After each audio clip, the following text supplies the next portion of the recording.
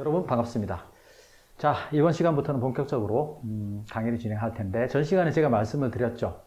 1강부터 4강까지는 본격적인 우리가 문법의 성분들, 문법의 원리를 배워나가는 그런 강의가 이루어지기 전에 그런 베이스가 되는 그런 강의라고 잠깐 언지를 드렸었는데, 이번 시간 우리가 다룰 내용은 전치사의 기능, 의미입니다. 나름대로 여러분의 수준을 감안하면은 어쩌면 굉장히 쉬운 내용의 강의일 수도 있습니다. 하지만 그 강의의 그 연속성을 위해서 설명을 위해서는 꼭 필요한 부분이고, 그리고 기초는 아무리 강조해도 지나치지 않다라는 차원에서 강의 수강하시고, 여러분들의 그런 어떤 레벨에 따라서 속도 조절을 하시되 가급적이면은 물 흐르듯이 들어주시기 바랍니다. 기초는 아무리 강조해도 지나치지가 않습니다. 자, 이번 시간 우리가 다룰 내용은 전치사의 기능과 의미인데, 먼저 제가 어디 상가에 들어갔더니 아동복을 파는 그 옷가게가 있고, 상호가 여우와 미드라고 이렇게 돼서 재미있어서 제가 찍어 왔는데, 여러분들도 이 사진을 딱 보면서 어떤 느낌이 드시는지 그냥 보기만 하고 좀 이따가 다시 한번 보여드릴게요. 여우와 미드. 왜 이렇게 했을까? 제가 뭐 유출을 한 것이지, 제가 옷가게 주인을 직접 만나가지고, 왜 그랬습니까? 라고 물어보진 않았습니다. 좀 이따가 다시 다루도록 할게요. 자, 주요 품사의 기능에서 명사는, 자, 주어, 목적어, 보어로 쓰이는 핵심 부품이다. 라고 말씀을 드렸습니다. 자, 영어의 우주적 규칙 중에서 명사는 주어, 목적어 자리에는 반드시 명사만 올 수 있고, 그리고 보어 자리에는 명사나 형용사가 올 수가 있다. 이렇게 설명을 드렸습니다. 자, 그럼 이런 명사 자리에, 주로 명사 자리에 단어 명사가 아니라 명사구가 만약 들어간다면 문장은 조금이라도 좀 길어질 수밖에 없을 것입니다. 자, 그럼 명사구라는 개념이 뭐냐? 보통 구라는 개념은 단어, 홀로 단자, 그 단어, 두 단어 이상이 되는 것을 이제 구라고 그러죠. 자, 우리말의 명사구에, 영어가 아니라 우리말 명사구의 예를 한번 볼까요? 명사구가 어떤 게 있을까? 음악에 재능이 있는 소녀, 극복해야 할 도전 과제, 지구의 75%를 덮고 있는 물, 연습에 의해 터득된 기술, 부모가 자식에 대해 가지고 있는 사랑. 이런 것들은 다소 길지만 문장이 아닙니다. 자, 소녀, 도전과제, 물, 기술, 사랑이라는 뼈대 명사를 앞에 있는 요소가 이렇게 꾸며주고 있습니다. 명사를 꾸며주는 요소, 형용사죠. 이런 형용사 어구들을 우리는 잘 이해를 해야 될 것입니다.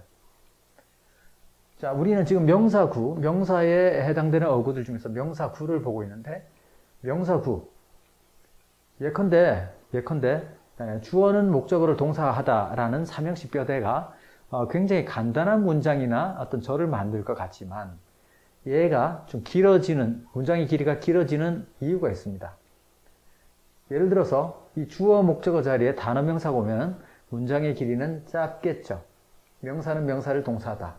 하지만 예컨대 I like music 하면은 문장 자체가 굉장히 짧습니다. 왜 그러냐면은 주어 목적어 자리에 단어 명사들이 들어가 있기 때문에 그렇다.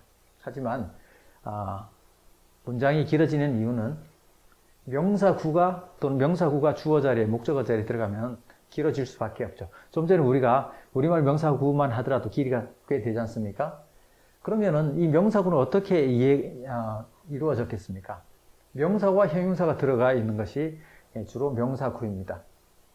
보통 보면은 우리가 단어 명사 같은 경우에는 명사를 기준으로 앞에서 뒤에 있는 명사를 꾸미겠죠. 예컨대 handsome boy, handsome이라는 형용사는 명사 앞에 있지만 그 차원의 형용사들은 뒤에서 앞에 있는 명사를 꾸미는 그런 경우가 많습니다. 형용사의 위치는 잠시 후에 다시 보여드리겠습니다. 자, 그러면 형용사 식구들. 자, 형용사 식구들 중에서 그 차원의 다소 단순한 형용사가 아닌 식구들은 이런 것입니다. 전치사구, 투부정사, 현재분사, 과거분사, 형용사절. 그러한 형용사가 명사를 꾸밀 수가 있습니다. 또 이렇게 형용사가 문장에 들어가도 문장이 길어지지만 또 다른 이유가 있습니다. 문장이 길어지는 이유는 동사의 논리를 수식하는 부사어구, 우리가 수식어구라고 얘기하는 그러한 요소들, 부사는 뒤에만 있으라는 법은 없습니다. 어떤 그 환경 설정을 하기 위해서 수식어구가 앞에서 이렇게 들어가서 뼈대 앞에 커마로 부사가 들어갈 수도 있고, 그 다음에는 삽입으로 예컨대 주어나 목적어 사이에 이렇게 삽입으로 추가 정보로 들어가는 이런 부사어구들이 있어요. 이런 것들을 우리가 수식어구라고 하는데, 문장은 간단한 삼형식 구조지만 문장이 길어지는 이유는 이렇게 형용사나 부사가 들어가는 수식어구 때문에 길어집니다. 따라서 우리는 형용사나 부사어구를 걸러낸다면 뼈대만 보일 것입니다. 뼈대를 보기 위해서는 수식어구를 제대로 이해를 해야 된다. 자, 부사어구에서도 이런 요소가 있는데, 자, 그래서 뭐를 잘 알아야 문장 구조가 쉽게 보인다? 수식어구입니다. 수식어구에는 명사로 꾸미는 수식어구, 형용사, 그 다음에 동사의 논리를 보완해주는 부사라는 수식어구, 이런 요소들을 우리가 잘 이해를 해야 영어를 잘 할 수가 있는 겁니다. 자, 그 중에서 오늘 다룰 내용은 전치사 구에 대해서 우리가 공부를 해 보겠다, 이겁니다. 자, 전치사라 하면은 굉장히 여러 가지 있고 여러분들이 대부분 다 의미를 알 것입니다. 자, 전치사, 예컨대 이런 전치사들 여러분 봤습니다. 뜻은 말할 필요도 없이 여러분들 다 알고 있는 겁니다. 자, 여기에 그러면 여우와 위드라는 의미는 왜 이렇게 했나, 제가 생각을 해보니까 아동복 가게의 이 주인 되시는 분은 여우와 함께라는 그런 상호를 이렇게 하고 싶었는데 좀 밋밋하니까 함께 자리에 with라고 이렇게 넣었던 것 같아요. 함께. 근데 우리가 뭔가를 배우는 데 있어서 그냥 개별적으로 무질서하게 이렇게 배우면은 이게 바로 우리가 영어를 제대로 공부를 제대로 배우는데 어려움을 가지는 겁니다. 모든 걸 개별적인 요소로서 암기적인 요소로 하면은 많이 배울수록 더 혼란스럽겠죠. 그래서 우리는 그러기 위해서 우리는 어떤 것들을 원리대로 이해를 할 필요가 있다, 이겁니다. 그래서 그 원리대로 그 기능대로 써보는, 이렇게 만들어 가는 겁니다. 이게 능동적인 문법 공부이다라는 겁니다. 그렇다면은 전치사도 그 자신이 가진 원리대로 하기 위해서는 그 이름부터 한번 살펴보도록 하겠습니다. 전치사. 보니까 앞전자, 위치할치, 여기 말씀사, 품사라고 할게요. 앞에 위치하는 품사라고 할게요. 프리. 자, 접두어로서 프리는 앞에 포지션, 앞에 포지션 되어 있다. 그러니까 앞에 위치하는 요소다라는 얘기입니다. 이름 속에 그 기능이 있네요. 그러면은 이 전치사가 자신이 앞에 위치한다면은 자신 뒤에 뭔가 따라오겠죠. 자신의 뒤에 뭔가가 있어야 자신이 그 앞에 위치하는 요소가 될 겁니다. 그래서 그러면은 전치사 뒤에 무엇이 오느냐? 전치사 뒤에는 자, 명사가 옵니다. 자, 이것도 꼭 반드시 알아두셔야 됩니다. 요거 우주적 규칙입니다. 왜 명사가 오느냐? 전치사 뒤에도 우리는 목적어라는 성분으로 보기 때문에 그렇습니다. 자, 앞서서 우리가 주어나 목적어 자리에는 반드시 명사가 오는 우주적 규칙이 있습니다. 자, 그래서 전치사도 자신의 목적어를 취하는 겁니다. 그래서 명사가 오는 건데, 여기서 단어 명사만 오느냐? 명사구가 이렇게 전치사 뒤에 긴 명사구가 올 수도 있다, 이겁니다. 어쨌든 우리는 전치사와 뒤에 명사를 합쳐서 하나의 덩어리 부품이라고 이해를 해야 됩니다. 그러면 우리는 전치사와 뒤에 있는 명사를 합쳐서 좀 새로운 기능의, 고기능의 어떤 요소를 우리는 전치사구라고 해봅시다. 다른 강의에서는, 다른 쌤들은 전명구라고 얘기하는 이런 거를 저는 전치사구. 그렇다면 이 with가 영어에서는 전치사죠. 그러면 우리말의 의미, 여우와 함께라는 취지의 올바른 어떤 그 기능까지만 생각했다면은 아마 이렇게 썼을 겁니다. with 여우. 요렇게 했으면은, 가게 그 주인분이, 전치사의 기능에 대해서 조금 더, 확실히 아는구나. 요런 느낌을 받았을 수도 있겠죠. 어쨌든 가게의 상호가, 중요한 건 아니죠. 그죠? 그냥 하나의 특색을 나타내는 거기 때문에 그런데, 실제로 기능대로 썼다면 그렇다는 얘기입니다. 자, 그렇다면은, 자, 우리는 전치사 구가 형용사와 부사로 쓰임을 알 수 있습니다. 자, 그러면 요것들을 한번 짚어볼게요. 자, 형용사와 부사의 기능은, 기능대로 한번 만들어 볼 겁니다. 전치사 구의 기능이 형용사, 부사를 따로 정리 한번 해볼게요. 자, 형용사 기능은 명사를 수식해서 명사 구를 만든다. 그 다음에 보어로 쓰인다. 이렇게 되어 있습니다. 그러면은 부사로 쓰일 때는 동사, 문장, 형용사, 부사를 수식한다 했는데 동사를 수식하는 그 논리로 쓰입니다. 자, 전치사구가 형용사와 부사로 쓰이니까 그러면 그대로 한번 조립을 해볼게요. 자, on이라는 전치사 뒤에 명사를 하나 넣어봅니다. on은 위에니까 아무 명사를 넣지 말고 명사도 논리에 맞는 on과 어울리는 명사를 넣어야 됩니다. on the sky 하면은 어울리지가 않죠. 왜냐면은 sky가 평면인 것처럼 이런 느낌을 주니까 논리가 언어적인 논리가 지금 맞지 않습니다. on the sky.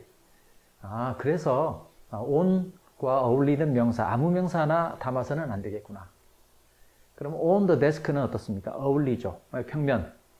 평면을 가지고 있는 책상 위에. 자, 이제는 논리가 맞는 이 전치사구를 그대로 조립을 했으니까 완제품이 아니죠. 전치사구도 약간 가공 처리가 된 고등의 부품일 뿐 좀 더 그 기능대로 써봐야 될 것입니다. 자, 첫 번째, 아까 전치사구가 형용사와 부사로 쓸 수 있다고 그랬으니까 형용사 역할을 해서 명사구를 만드는 그런 예를 한번 만들어 볼 것입니다.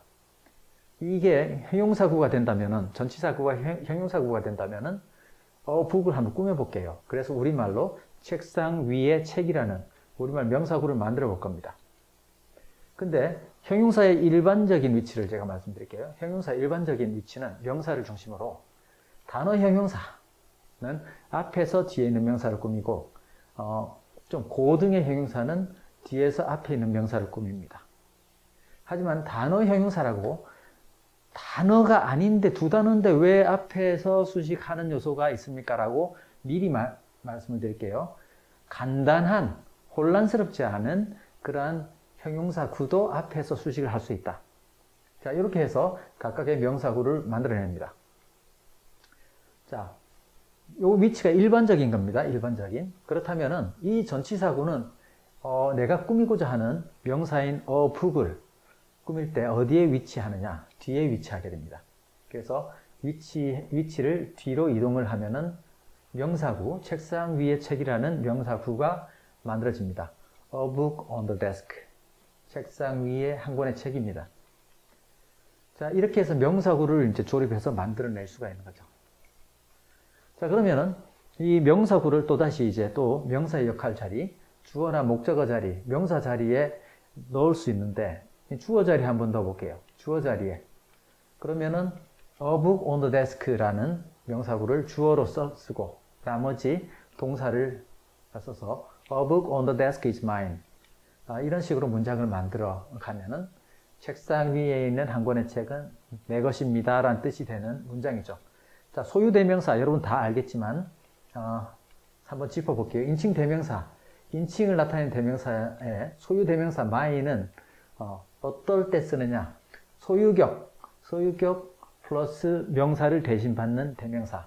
그래서 우리가 소유대명사인데 이때 소유대명사는 어북을 대신받아서 my book이라는 뜻입니다. mine, 나의 것. 풀었으면 이렇게 됩니다. 이건 굉장히 기본적인 겁니다. 하지만 기초도 한번 이렇게 강의 초반이니까 짚고 넘어가는 겁니다. 근데 누군가는 이렇게 얘기가 됩니다.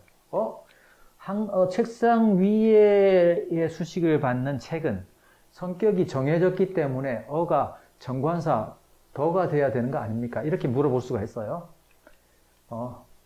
on the desk가 한 권의 책을 꾸미기 때문에 성격이 정해지기 때문에 정해진 성격의 명사, 정관사를 써야 되는 거 아닙니까? 반드시 그렇진 않습니다. 자, 우리가 정관사 더를 사용할 때 앞에서 언급된 것, 다시 받으니까 정해진 거죠. 정체가 분명한 것, 최상급, 서수, 뭐 the only, the very 이렇게 하는데 정체가 분명한 것입니다.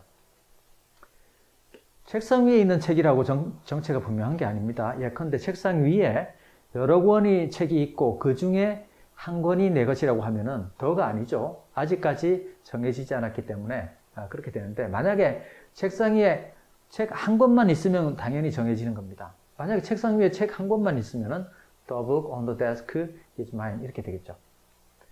당연히 뭐 여기 동사와 주어의 궁합을 맞춰야 되는데, on the desk, 데스크가 주어가 아니죠. 이건 형용사입니다.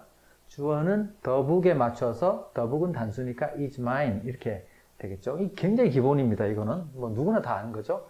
하지만 책상 위에 있는 여러 권이 있고 그 여러 권 모두가 내 것일 때 the books on the desk 하면은 어떻습니까?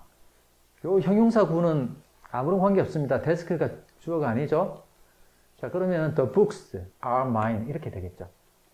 요건 뭐 너무 기본이라서 이때도 mine은 my book이 아니라 my books가 되는 겁니다. 굉장히 기본이죠. 기본도 한 번씩 짚어주면서 내가 말을 함에 있어서 문법은 이렇게 배우더라도 외국인과 대화를 할 때는 원리를 생각 안 하면은 놓치기 쉽기 때문에, 물론 그걸 놓친다 그래서 의사소통이 안 되는 건 아니지만 그래도 가급적이면은 정확하게 써줘야죠. 제가 예전에 보았던 미드 중에서 굿 닥터라는 미드가 있습니다. 션 머피라는 자폐증을 가진 그 의사를 주인공으로 하는 굿 닥터인데, 이렇게 이제 병원 안에서 벌어지는 그런 드라마, 그런 내용을 다루는 드라마인데, 그때 그 환자가 이제 여성분인데, 뱃속에 아기를 가지고 있는 환자가 굉장히 다급한 상황에서 이제 입원을 했고, 남편이 막 걱정을 합니다. 근데 어떤 상황이 됐냐면은 와이프를, 그러니까 부인을 살리기 위해서는 아기의 생명을 담보로 할 수가 없어요. 그 딜레마에 빠져 있는 상황입니다. 이때 남편이라는 사람이 대화에서 이렇게 합니다. I can't imagine my life without her, but I also can't imagine life without a baby. 이렇게 하는데, 이때 지금 우리가 전치사구를 활용한 것들을 제대로 이해했다면은 나는 상상을 할 수가 없습니다. 이 명사구 my life without her. without her가 전치사구로 앞에서 my life를 수식해서 그녀 없는 나의 삶이라는 명사구죠. 자, 이런 명사구들을 우리가 전치사를 뜻만 암기할 게 아니라 능동적으로 이해를 하고 사용을 할 수 있어야 됩니다. But I also can't imagine. 나는 또한 상상할 수 없습니다인데 life without a baby. 아기 없는 삶도 상상할 수 없습니다. 라는 뜻입니다. 그래서 제발 좀 둘 다 좀 살려주세요. 라는 어떤 그런 내용으로 이런 게 있는데, 우리가 미드를 잘 듣기 위해서도 사실은 명사구의 중요성을 여러분들은 이해를 해야 됩니다. 왜 영어를 한참 해도 미드가 안 들리느냐? 문법을 제대로 배우고 명사구의 개념을 제대로 이해를 하면은 들릴 수밖에 없어요. 자, 그 다음에 이번에는 똑같은 전치사 on 뒤에 똑같은 전치사구를 또다시 이제 다른 용도로 써볼게요. 자, on the desk를 책상 위에라는 전치사구를 이번에는 동사를 수식해서 장소를 나타내는 그런 부사구로 써볼 겁니다. 그래서 삼형식 뼈대의 문장 뒤에다가 수식어구로 넣을 겁니다. 자, 부사로 이렇게 넣어 볼게요. 자, 이번에는 이제 부사로 보는 예입니다. 그러면 뼈대를 앞에 한번 넣어 볼게요. I put down a book on the desk. 이렇게 됐을 때 이 장소에다가 내려놓았다라는 동사를 꾸미고 있죠. 그래서 on the desk는 형용사구가 아니라 부사구다. 자, 그러면 누군가는 또 반론을 제기할 수 있겠죠. 이게 왜 부사구입니까? 형용사구 아닌가요? 이게 형용사구 아닌가요? 형용사구라면은 어떻습니까? on the desk가 a book을 꾸며서 책상 위에 있는 책이죠. 자, 형용사 구일 수도 있죠. 그러면 지금 책은 어디 있습니까? 책상 위에 있는 책이기 때문에 당연히 책은 책상 위에 있는 겁니다. 근데 그걸 내려놨다 그래요? 아니, 책상 위에 있는 책을 만약에 내려놓았다라는 온더데스크가 형용사구라면 그럼 책상 위에 있는 것을 뭐 바닥에 내려놨다라는 식으로 더 추가적인 정보가 필요할 텐데 그러지 못하기 때문에 이미 책상 위에 있는 책을 내려놨다는 논리적으로 말이 안 되고 부사구로 봐야 되고 나는 한 권의 책을 이곳에다가 내려놓았다라는 장소를 제공하는 그런 부사구로 쓰였다 이겁니다. 그래서 똑같은 요소라도 내가 말하는 취지에 따라서 형용사구도 될 수 있고 부사구도 될 수 있습니다. 자, 우리가 명사구, 전치사구 중에서도 A, O, B 타입의 명사. of도 전치사니까 뒤에 명사를 취할 것입니다. 이 명사를 우리가 B라고 해보겠습니다. 그럼 앞에 있는 이 전치사구가 자신이 형용사구로 한번 앞에 있는 명사를 꾸며볼게요. 앞에 명사를 꾸미면은 이 전치사구는 형용사구로서 앞에 있는 명사를 꾸밀 수 있을 것입니다. 자, 그럼 이거를 우리가 명사구라고 한번 해볼게요. A, O, B. 우리 뭐 독해를 할 때나 또는 대화를 할 때나 작문을 할 때나 너무너무 많이 쓸 수 있는 A, O, B 타입의 명사구입니다. 자, 이게 의미는 뭐냐? B의 A 또는 B 중 A입니다. 자, 이때 그러면은 어떨 때 해석을 B 중 A라고 하느냐? A가 수 또는 양의 개념의 명사일 때. 그러니까 이 앞에 수식받는 뼈대 명사가 수나 양의 개념일 때는 B 중 A라고 합니다. 자, 대부분이 근데 주로 사물의 소유격을 나타낼 때 B의 A라고 하는 명사구를 씁니다. 만약에 내 차 하면은 내가 소유한 차라는 소유격을 쓰면 됩니다. 소유격. 이때 소유격이죠. 인칭에 맞는. 그러면은 my house 하면 내 집. your name 하면 너의 이름. his job 하면은 그의 일, 직업. her parents 하면 그녀의 부모. 이렇게 해서 소유격을 이제 인칭대명사의 소유격은 그런 소유격이 이제 존재하죠. 근데 내 차도 마찬가지입니다. my car죠. my car. 근데 내 친구의 차 할 때는 my friend's car 이렇게 이제 우리가 이걸 보고 아포스트로피라고 하는데 사람의 소유격을 이렇게 쓰죠. my friend's car. 자, 그러면은 내 차의 가격은 어떻게 표현할까요? 내 차의 가격. my car's price 이렇게 할까요? 자, 이렇게 대부분 이렇게는 잘 쓰지 않습니다. 아까 my friends 사람일 때는 아포스트로피를 쓰지만은 my car's price는 잘 하지 않습니다. 근데 참고로 절대적으로 이렇게 쓰는 것이 문법적으로 완전히 틀린 것이냐? 그건 아니고 이런 경우가 존재할 때가 있습니다. 그거는 이제 잠깐 후에 이제 설명을 드릴게요. 막 명사구가 너무 길면서 복잡할 때는 A, O, B, O, C, O, D, O 이런 식으로 할 때는 이렇게 쓸 때가 필요할 때가 있습니다. 자, 그래서 이렇게 보편적으로 안 하고 주로 사물의 소유격을 나타낼 때는 요 패턴으로 쓴다. 자, 그러면서 사물이 가진 특징이나 속성이나 수단을 나타낼 때 이런 명사구를 쓴다는 얘기입니다. 그래서 이렇게 A, O, B를 한다면은 우리말은 수식을 하는 요소가 앞에 있지만은 영어는 이제 뒤에서 이렇게 한다는 거. 요 뼈대 명사가 우리는 뒤에 항상 뼈대 명사가 뒤에 존재하지만은 영어는 뼈대 명사가 앞에 존재할 때가 많습니다. 따라서 price를 앞으로 영어의 그것으로 내 차의 가격을 영어의 그것으로 바꿀 때는 price를 앞으로 하고 그 다음에 price of my car 이렇게 하면 됩니다.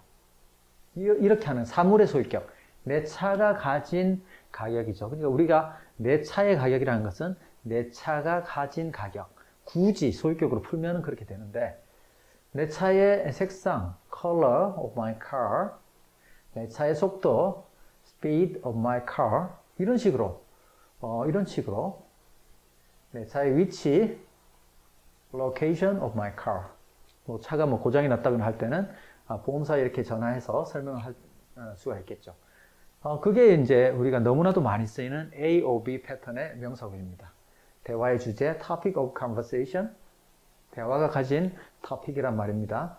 방과후 프로그램의 목적하면은 purpose of after school programs. 자, 우리 이때 after school이라는 프로그램을 꾸미는 형용사가 없기 때문에 만들어낸 겁니다. 방과후라는 말을 방과후 프로그램을 꾸미는 형용사를 만들어낼 때 우리가 이때 하이픈을 쓰죠. 하이픈.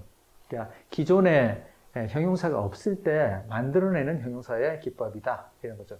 예컨대 소년 이렇게 되면은 boy입니다. 근데 여기서 7살 난 소년 하면은 7살 난이라는 형용사가 없죠. 그때는 어떻게 하느냐? 기존의 단어들, 필요한 단어들을 이렇게 모아와서 요거를 하이픈으로 묶어버립니다. 묶어버리면은, 요거는 한 덩어리로 새롭게 탄생된 그러한 요소구나. 이렇게 하이픈이 이제 묶어서, 이렇게 들어가면은, a 7-year-old boy. 이렇게 하는 겁니다. 만약에 여기 문법 문제가 나왔다. 7이니까 years가 아닙니까? 하지만 아니다. 왜냐하면 이 부분은 명사가 아니라 보이를 꾸미는 형용사를 만들어낸 겁니다. 형용사 자체에 복수 개념이 존재하지 않기 때문에 7-year-old boy, 7-year-old 형용사이기 때문에 복수라는 게 존재하지 않는다. 그래서 year 이렇게 알아두시기 바랍니다. 이거 기본이지만 모르는 사람이 있습니다. 영어의 레벨과 관계없이 모르는 사람이 있다. 이겁니다. 설령 미국에서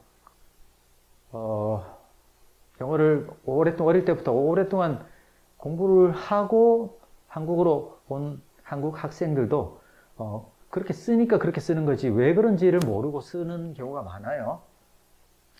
자, purpose of after school programs. 방과후 프로그램의 목적, 프로그램들의 목적입니다. 냉장고의 에너지 효용, energy efficiency of a freezer 또는 refrigerator 이렇게 하면 되는 것이고 냉장고가 갖고 있는 에너지 효율이 되겠습니다. 열린 토론의 환경, environment of open debate, 열린 디베이트의 환경입니다. 자, 우리 보면은 이제 요런 우리말을 할 때 반드시 o분만 들어가느냐? 그렇진 않습니다. environment for open debate. 자, 각각의 그 전치사가 가진 뉘앙스가 조금 다르죠. 위에 있는 것은 열린 토론이 가지고 있는 환경이라는 굳이 이제 분석하면 그런 것이고 요거는 열린 토론을 하기 위한 그런 환경이라는 뜻이기 때문에 둘 다 쓸 수도 있고 뭐 큰 차이도 없지만 이렇게 뉘앙스 그러니까 전치사 문제는 그 전치사가 반드시 다른 전치사가 대체되지 못하는 건 아니고 뉘앙스가 좀 달라지면서 둘 다 되는 경우가 많이 있습니다. 자아 발견의 여행 하면은 Journey of Self-Discovery. 지난 2년 동안에 저한테 있어서는 제 자아를 발견한 일종의 여정이었어요. 물론 제가 뭐 외국에 가서 뭐 이렇게 여행을 해서 여행이 아니라 내 삶을 막 돌아보면서 과연 어떻게 사는 것이 정말 충만한 삶인가 그리고 정말 스트레스 없이 그렇게 건강하게 살 수 있는 삶인가 라는 그런 일종의 여정이었습니다. 이런 때 표현을 하는 거죠. 자, 이 특징, 속성, 수단 이런 것들이 이제 A 자리에서 이렇게 꾸며지고 있는 것이다 이런 겁니다. 두 직업들의 장점 그러면은 merits of two jobs merit 장점입니다. 주 직업 이 A냐 B냐 이렇게 했을 때 각각의 장점들 이런 거죠. 요것들에 이제 여기서부터 두 직업의 장점들에서 확장된 명사구도 역시 of 이하를 중첩시킬 수가 있다 이런 겁니다. 자, 두 직업들이 가지고 있는 장점들의 비교가 되겠죠. 그러면 뼈대명사는 여기는 비교니까 앞에다가 비교 comparison of merits of two jobs comparison of merits of two jobs 이렇게 묶여지고 더 크게 묶여지는 그런 거죠. 자, 이런 어떤 명사 구도를 이제 능동적으로 만들 수가 있어야 되겠습니다. 결국은 문법을 배운다는 얘기는 능동적으로 만드는 겁니다. 이제 비중 A라고 해석이 되는 그런 경우, A가 수 또는 양의 개념의 명사일 때, 이런 것들 지금 보는 게 이제 명사의 예라고 하는데 사실은 이런 것들이 이제 대명사로 쓰이는 케이스입니다. 대명사. 명사, 그러니까 그 대명사와 형용사로 함께 사용되는 어구들이 one, some, most, have, much, many 이것들은 명사 역할, 형용사 역할을 같이 하는 요소들입니다.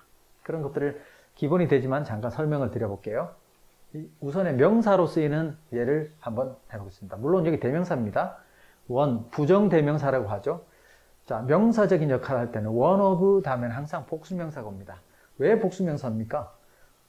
여러 개들 중 하나라는 그런 논리가 와야 되기 때문에 뒤에는 복수명사가 올 수밖에 없습니다. 만약 뒤에 단수명사가 오면은 하나 중 하나가 되기 때문에 논리가 안 맞죠. 그래서 복수명사가 옵니다. 뭣들 중 하나 이렇게 되는 거죠. 자, 그래서 이게 주어 자리에 올 때, 그 다음에 동사가 오는데 여기는 단수동사가 온다. 동사에 뭐 단수동사가 있고 복수동사가 있는 게 아니라 궁합입니다. 주어에 따라서 3인칭 단수주어가 왔을 때, 현재일 때는 뭐 뒤에, 동사 뒤에 s를 붙인다. 아주 기본이 되는 거죠. 그래서, 자, 원이 주어잖아요. 그죠? 좀 전에 이 of 복수명사는 형용사하고 전치사구가 형용사로 앞에 있는 원을 꾸미는 형용사이기 때문에 주어는 원이니까, 원은 3인칭 단수죠. 3인칭 단수니까 단수 궁합에 맞는 현재 시제를 쓴다. 예컨대 one of 복수명사 중에서 one of my best friends 하면은 나의 절친들 중 한 명이 되는 겁니다. 이때 절친들이 주어입니까? 절친들, 최고의 친구가 주어가 아니죠. 그래서 여기 lives가 온다. 3인칭 단수 주어가 왔을 때 동사의 원형에다 s를 붙인다. 이겁니다. 3인칭 단수 주어. 그래서 단수 동사라는 것은 존재하지 않고 주어가 3인칭 단수일 때 궁합이 맞는 형태로 하는 것을 제가 단수 동사라고 표현을 한 겁니다. 그리고 영어 문법 중에서 저는 이 요소가 가장 쓸모없는 요소다. 뭘 3인칭 단수일 때 live라고 똑같이 써도 될 건데 왜 이렇게 만들었는지 제가 문법을 연구를 하고 계속 했는데 이 부분만큼은 이해가 잘 안 되더라고요. 이 부분만큼은 원리적으로 이해가 잘 안 되고 그냥 이렇게 s를 빼도 되는데 굳이 이렇게 만드는 건 좀 번거로운 요소 중에 하나다. 하지만은 중학교 시험에서는 이렇게 써도 말이 다 통하는 요소가 똑같이 같은 점수가 날아가 버리니까 알고 있어야 되겠죠. 자, 성공적인 사업가 중 한 명 하면은 one of successful businessman 이렇게 하면은 맞았습니까? 이건 잘못됐죠. 어디가 잘못됐습니까? 자, 이 one of 다음에 복수명사가 와야 되는데 단수 형태로 왔죠. man의 복수 형태는 man이라 men one of successful businessmen 이렇게 되는 거죠. 그러면은 성공적인 사업가들 중 한 명이 되는 겁니다. 자, 이제 이 one도 명사로가 아니라 바로 형용사로도 쓰입니다. one이 형용사로 쓰이면은 이런 of가 필요 없고 one 바로 뒤에 있는 명사를 꾸미면은 one successful businessman 하면은 의미 자체가 달라지겠죠. 한 성공적인 사업가라는 그런 형용사가 된 것이고 뒤에 man도 그 궁합에 맞아야 되겠죠. one이니까 한 명이니까 man이 된다. 굉장히 기본이지만 한번 재미삼아 한번 짚어보는 겁니다. 이런 것도 사실은 이게 문법이라면 알고 있는 게 좋기 때문에 그런 겁니다.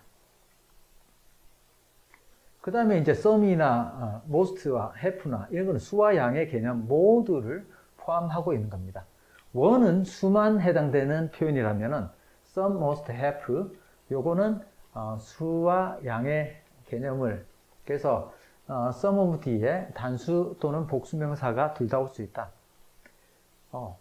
그때 만약에 단수명사가 오면은 이 단수명사 중 일부가 되겠고 복수명사가 오면은 복수 명사들 중 몇몇이 될 것입니다.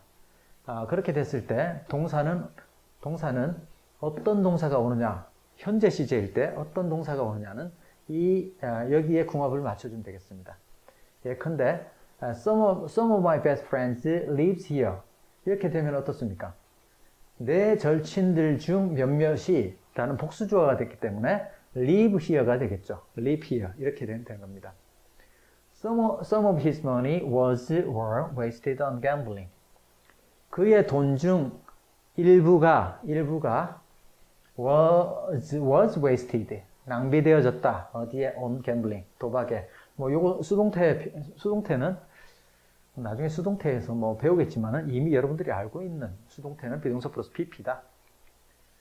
요건 다 알고 있지만 원리대로 정확히 한번 다시 짚어봐야 되기 때문에 나중 순서대로 배울 겁니다. 자, 그의 돈 중 일부가 도박에 낭비되어졌다. 자, was가 된 이유는 돈은 셀 수 있는 요소가 아니기 때문에 그렇습니다. 이렇게 우리가 돈 한 장, 두 장 셀 수 있지 않느냐라고 질문을 하는 분들이 있는데, 셀 수 있다는 개념은요, 한 개, 두 개로 했을 때 양을 가늠을 할 수가 있어야 됩니다.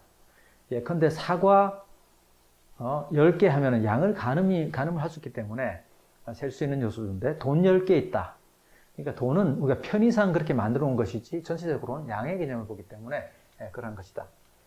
자, most of 마찬가지입니다. most 대부분, half 절반 이런 것도 전부 다 뒤에 있는 그 명사에 궁합을 맞춰줘야 된다.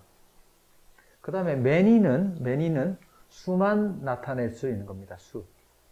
many 다음에 many of 복수명사가 옵니다. 복수명사들 중 많은 것들 이렇게 표현을 합니다. 그래서 many of 다음에는 복수동사가 와야죠. 왜? many 자체가 복수니까 many of the students like English. 그 학생들 중 많은 학생들이 영어를 좋아합니다. 이렇게 되니까 many가 복수이기 때문에 like를 써준다 이거죠. many가 또 형용사로 바로 쓸 수가 있습니다. 그때는 우리가 알고 있는 many는 형용사로 많이 알고 있죠. 이 of가 들어간 케이스는 어떤 모르는 사람도 있을 수가 있습니다. 이 강의 이런 형태 안 봐본 사람도 있을 수 있어요. 하지만 분명히 존재하고 그 다음에 many가 형용사로 쓰이는 케이스가 훨씬 더 우리가 많이 접해본 그런 형태. Many students like English. 많은 학생들이 영어를 좋아합니다. 이런 거죠. 반면에 many의 상대적으로 much는 양만 나타낼 수가 있습니다. much가 양만 표현할 수 있기 때문에 뒤에는 단수명사만 와서 단수명사 중 많은 양이 이런 식으로 해석이 되어지고 그 다음에 단수동사가 온다. much는 양의 개념이 있기 때문에 some of his money was wasted on gambling 대신 some 대신에 much of his money 하면은 그의 돈 중 많은 양이 도박에 탕진되었다 이런 식으로 나타낸 겁니다. 그 다음에 the number of와 a number of 다 알고 있지만 다시 한번 보면은 차이는 뭐냐? 더냐, 어냐입니다. 이때 뒤에 복수명사는 공통으로 올 수 있고 그래서 명사구를 만들어냅니다. 둘 다 명사구를 만들어내는데 얘네들 명사구를 주어로 썼을 때 주어로 쓴다면은 뒤에는 어떤 동사가 오냐? 위에는 단수동사, 밑에는 복수동사가 온다. 왜 그러냐? of 이하의 이 전치사구는 앞에 있는 the number를 꾸며서 뼈대명사는 the number가 뼈대명사이기 때문에 복수명사들의 수라는 단수 주어니까 그것에 궁합이 맞는 단수 동사가 오고 number of 그러니까 the number가 뼈대명사입니다. the number는 3인칭 단수 주어예요. number 자체가 이게 수하니까 여러 개처럼 보이지만은 수라는 명사입니다. 근데 밑에 있는 a number of는 요거를 이제 형용사구다 이렇게 보면은 뼈대명사는 복수명사입니다. 아까 단어명사는 앞에서 뒤에 있는 명사를 꾸민다 하지만은 두 단어 이상의 이 형용사구도 간단한 단어 형용사화된 이런 요소들은 앞에서 여러 복수명사들 이렇게 꾸밉니다. 따라서 형용사로 됐을 때는 many 정도의 의미인데 여러 개라는 개념입니다. 여러 복수명사들. 그러니까 뼈대명사는 복수명사니까 복수동사에 오는 겁니다. 그러니까 이 색깔이 뼈대의 색깔입니다. 따라서 뒤에 궁합이 맞는 3인칭 단수동사의 현재 시제에 맞는 요거는 복수는 복수 주어에 맞는 형태. 이게 온다는 겁니다. 그래서 많은 뭐뭐들 이렇게 해석이 되는 거죠. 다 알고 있지만 기본이지만 확실히 한번 짚어드리는 겁니다. 그래서 보면은 the number of patients in the hospital is more than 100. 여기 동사가 뭡니까? is죠. 주어는 100명 이상이다 이거죠. 주어. 그럼 주어가 3인칭 단수 주어가 되기 위해서는 앞에는 더 넘버, 주어 자체가 더 넘버, 숫자가 100명 이상이다 이렇게 되기 위해서는 더 넘버가 돼야 됩니다. 그래서 병원에 있는 환자들의 더 넘버, 수는 해서 넘버가 주어가 되기 위해서는 바로 더 넘버가 됩니다. 수는 100명 이상이다. 뭐 이런 식으로 이제 기본적인 어떤 문법도 항상 이렇게 챙겨두는 게 좋습니다. 이제 전치사구가 들어가서 고급 명사구들을 만들어낼 수 있는데 그런 것들을 예를 이제 몇 개 보여드리면서 정리를 해볼게요. 내 계획에 반대되는 의견. 이런 명사구를 할 때 이런 전치사는 뭐냐? against입니다. against는 어떤 물리적인 어떤 힘 또는 추상적인 어떤 반대 개념들이 충돌하는 그런 개념입니다. against. 뭔가에 대항하여, 뭔가에 마주하여. against my plan. 내 계획에 반대되는 요 형용사구가 앞에 있는 opinion을 꾸며주는 우리가 하고자 하는 내 계획에 반대되는 의견. opinion against my plan 이렇게 명사구를 만들 수가 있죠. 그 다음에 강가의 꽃을 하면은 강을 따라 있는 along을 써서 along the river. 자, 이것도 마찬가지입니다. along이라는 그 전치사와 어울리는 명사가 와야 됩니다. 뭐 fence를 따라서, 철길을 따라서 이런 게 와야 되지. 마치 한 그루의 나무를 따라서 이런 거는 논리에 안 맞기 때문에 논리에 맞는 그런 상황에서 flowers along the river. 강을 쭉 따라서 피어있는 그런 꽃들이 되겠습니다. 그래서 강가를 따라 핀 꽃이나 강가의 꽃이나 우리말이 바뀌어서 다른 표현이 되는 게 아니라 영어는 이제 전치사가 전달하는 시각적 요소 이렇게만 표현해 줍니다. 뭔가가 피어 있다 그래가지고 요 핀을 동사로 막 그냥 표현하려고 할 필요가 없다는 얘기입니다. 아버지로서의 의무 하면은 as가 뭐뭐로서입니다. 전치사로 썼을 때 그러면은 as a father 하면은 아빠로서의 요거를 이제 형용사구로 앞에 있는 명사를 꾸미면은 duty as a father. 책임, responsibility as a father. 이 연습을 능동적으로 이런 것들을 안 해서 그렇지 이런 것들을 적극적으로 기능 알고 자꾸 표현을 해봐야 됩니다. 책임이란 것이 respond, 대답할 수 있는 능력이거든요. 사실 뭔가 잘못했어도 제가 했습니다 라고 대답할 수 있는 능력이 있는 사람이 책임이 있는 거예요. 성공과 실패의 차이 하면은 between 뒤에는 단어 명사만 오면은 논리가 안 맞죠. between이라는 것은 뭔가의 사이입니다. 따라서 두 개 A와 B라는 어떤 두 개의 명사가 올 수 있고 또는 복수 명사가 올 수 있습니다. 그래서 그 논리에 따라서 between A and B 패턴이 오고 또는 복수 명사가 옵니다. between success and failure 하면은 성공과 실패 간에 있는 차이, difference between success and failure 이렇게 쓰면 되겠죠. 두 직업 간의 선택하면은 마찬가지 between two jobs 이렇게 복수명사가 올 수도 있다는 겁니다. 두 직업 간의 choice between two jobs 이런 어떤 명사구를 만들어낼 수가 있겠죠. 가치와 행동 사이에서의 갈등하면은 conflict 갈등이라고 봤을 때 between values and behaviors conflict between values and behaviors. 우리는 말과 행동이 다른 사람들을 곧 주고 보곤 합니다. 내가 이렇게 믿고 있는데 행동은 다르게 한다. 그것은 말과 또는 가치와 행동이 다르죠. 거기서 때로는 딜레마에 빠져가지고 이렇게 해야 될지 저렇게 해야 될지 당장 저것을 포기하자니 내 이득이 없을 것 같은데 쟁취하자니 어떤 그 가치에 어긋날 것 같고 할 때 그런 어떤 내적 갈등 같은 거 이렇게 표현을 하는 거죠. 제철 딸기 하면 이 제철은 어떻게 표현하느냐. 자, 영어는 항상 이렇게 전치사를 많이 써서 우리말로 제철이 도대체 뭘까? 시즌 안에 있는 이런 뜻입니다. 그러니까 봄에 나는 과일들은 in spring이 되겠죠. 공간적인 개념도 in으로 보기 때문에 strawberry in season 이렇게 됩니다. 블랙핑크의 제니가 좋아하는 과일이 strawberry in season이라는 명사구를 그 미국의 어떤 한 방송에서 이제 인터뷰할 때 이렇게 쓰는 걸 제가 봤습니다. 삼계탕 조리법 하면은 뭔가를 위한 for 삼계탕 그대로 쓰고 recipe for 삼계탕 이렇게 할 수가 있겠죠.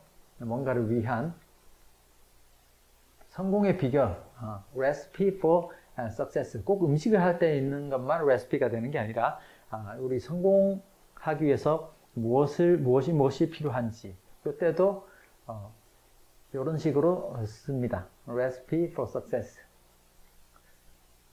죄인을 제외한 모든 소녀 하면은 뭔가를 제외하면 except입니다. except. 뭔가를 제외한 except 죄인 하면은 죄인을 제외한 every girl 이렇게 하면 됩니다. 자, 근데 여기 이제 every 뒤에는 이제 단수명사가 온다는 이것도 기본입니다. every girls 하면 안 돼요. every girls 하면 안 돼요. 우리 의미는 이제 여러 같은데 이 안 되는 이유, 요 기본적인 문법이지만 요거는 알고 있어야 될 것 같습니다. every나 each 뒤에는 단수명사가 쓴다. 자, every와 each 차이는 뭐냐면은 every는 형용사로만 쓰이고요. each는 형용사 또는 대명사로 쓰입니다. 근데 둘이 형용사로 쓰였을 때 공통점이 뒤에 단수명사가 온다는 얘기인데 단수명사가 옵니다. every boy 모든 소녀에서 매 한 명 한 명의 소년이 됩니다. each team 각각의 팀 이런 식으로. 그래서 every day도 마찬가지입니다. 요 day가 단수명사로 왔는데 그런데 요거 문법으로 알아두시기 바랍니다. every 뒤에는 5 days가 옵니다. 왜 단수명사가 오지 않았느냐? 5라는 숫자 때문에 복수를 쓴 겁니다. 하지만 5 days를 한 묶음으로 보는, 한 덩어리로 보는 개념에서 every, 예컨대 날짜를 5개의 날짜를 하나의 요거 그냥 날짜라고 하지 말고 하나의 어떤 그 5개의 사과를 한 그 봉지에 넣으면은 봉지는 하나겠죠. 그래서 한 봉지 5개지만 날짜는 5날짜지만은 한 덩어리를 묶어낼 수가 있습니다. 아까 사과처럼. 그래서 요거 묶어내면은 요거를 단수로 보는 거죠. 그래서 every 5 days 5개의 묶음의 그 날짜를 한 덩어리로 보는 겁니다. 그래서 every 5 days입니다. 왜 days가 왔나? 5로 인해서 5개들이 한 상자처럼 그런 식의 개념으로 이해하면 되겠습니다. all 다음에는 all the girls가 복수가 온다. 모든 소녀들이 옵니다. 그래서 all이라는 형용사가 수식할 때는 복수가 된다. 예컨대 17세기 사람들 하면은 17세기도 시간의 공간 속에 들어가 있는 겁니다. 물리적인 공간은 아니더라도 그래서 in the 17th century라고 한번 해볼게요. 그 속에 17세기 속에 살았던 사람들이니까 people in the 17th centuries 이렇게 했는데 어떤 사람들은 이상하게 들리겠죠. 이 표현이 잘못된 거 아닌가? 왜 잘못됐을까요? 정관사 더가 들어가 있습니다. 아까 얘기했지만 정관사 더의 사용은 앞에서 언급했던 것을 다시 받을 때 정체가 분명한 것. 그 다음에 이제 최상급도 요게 세상에서 가장 높은 산은 하나로 정해졌죠. 예컨대. 그 다음에 서수. 그 다음에 the only the very 이렇게 됐는데 서수가 왜 그렇습니까? 서수란 건 뭡니까? 몇 번째 있는 것 이런 겁니다. 여기 보면은 17번째 세기입니다. 17번째. 그래서 정관사 더를 쓴 겁니다. 17번째 있는 세기는 몇 개일까요? 복수일까요? 그렇지 않죠. 17번째에 있는 세기는 하나입니다. 17번째에 있는 사람도 한 명이죠. 17번째에 있는 세기니까 서수 앞에는 이 정해진 정관사 더를 쓰는 겁니다. 그래서 people in the 17th century 이렇게 씁니다. 검정 양복을 입은 남자. 입은 했기 때문에 입다라는 동사를 생각할 필요가 없고 항상 영어는 시각적인 그 전치사로 써서 그 상태로 표현해주는 연습을 많이 해야 됩니다. 우리말로는 입었다 이렇게 되지만 그래서 우리가 옷을 입다도 우리 몸은 옷 안에 있기 때문에 in black suit 이렇게 하면 되고 a man in black suit 이렇게 하면 검정 양복을 입은 남자가 됩니다. 우리 집 맞은편 건물 하면은 맞은편 하면은 opposite 포지션 되어 있는데 against 반대로 포지션 되어 있는 겁니다. 그래서 반대쪽에 이런 뜻입니다. against position 이렇게 이런 의미거든요. opposite my house 하면은 우리 집 반대편에 있는 뭐 건물. 여기서는 정관사 더를 붙여줘도 뭐 무방하겠습니다. 왜냐하면은 자 building opposite my house 하면 내 집 반대편에 있는 건물인데 자 let's meet 만납시다 라는 자동사로 쓸 수 있겠죠. 만납시다. 그러면 자동사 뒤에 장소를 나타내는 부사구를 쓰고 싶습니다. 부사구는 전치사구로 표현할 수 있다 그랬죠. at 명사 어디에서 만납시다인데 이 at 뒤에 명사 자리에 우리가 만들어낸 명사구를 한번 넣어 봅시다. building opposite 해서 이때는 정관사 더를 붙여서 하겠습니다. 왜냐하면 내 집 반대편에 있는 건물은 한 개일 가능성이 높고 맞은편에는 정해진 건물이기 때문에 Let's meet at the building opposite my house. opposite my house라는 전치사구는 형용사구로서 앞에 있는 the building을 꾸며서 명사구를 만들어내고 이 명사구에서 만납시다 할 때 at 명사구는 만나는 장소를 나타내는 부사구입니다. 그래서 the building opposite my house가 명사구로서 at 뒤에 들어가서 at 전치사구는 만나는 장소를 나타내는 부사구입니다. 그래서 명사구와 형용사구, 전치사구가 형용사구와 부사구로 쓰이는 두 가지 예가 한꺼번에 우리 집 맞은편에 있는 건물에서 만납시다. 이렇게 된 거죠. 이때 meet은 만나다라는 자동사라는 겁니다. 참 우리는 전치사를 잘 활용을 하는 사람이 앞으로 영어를 잘 하는 겁니다. 제가 앞서서 첫 번째 강의에서도 얘기했지만은 이 전치사가 이렇게 중요함에도 불구하고 똑같이 팔품사로 대등하게 형용사와 전치사를 대등하게 보는 게 아니라 이 전치사가 그렇게 중요하지만 형용사, 부사 안에서의 작은 개념으로 이해를 해야 된다 이런 겁니다. 예를 들어서 아까 여우와 함께라는 그 가게 이름 with a fox라는 전치사구를 만들 수 있으면 일단 좋고요. 그 다음에 이거를 형용사구로 써서 the girl with a fox 하면은 여우와 함께 있는 소녀라는 명사구가 됩니다. 그러나 이때 여우와 함께 어떤 형태로 있는지는 아직도 완성되지 않았습니다. 그것들을 우리가 전치사로 그려나가는 겁니다. 여우와 함께 있는데 여우가 어떤 형태로 있는지 모르기 때문에 The girl with a fox in her arms 하면 팔 안에 이제 여우가 있기 때문에 여우를 안고 있는 소녀가 되겠죠.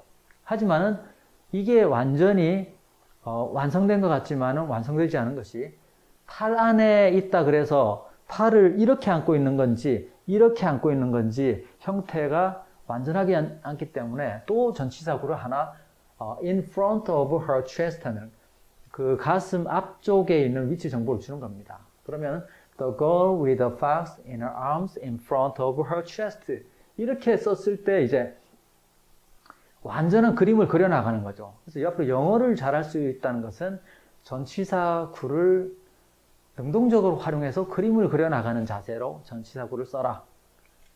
이겁니다. 그래서 전치사가 사소한 단어뜻만을 가지고 있어야 될 요소가 아니라 여러분들은 앞으로 영어를 잘하고자 한다면 이런 수식어구로서의 전치사를 능동적으로 이해할 수 있어야 되겠습니다.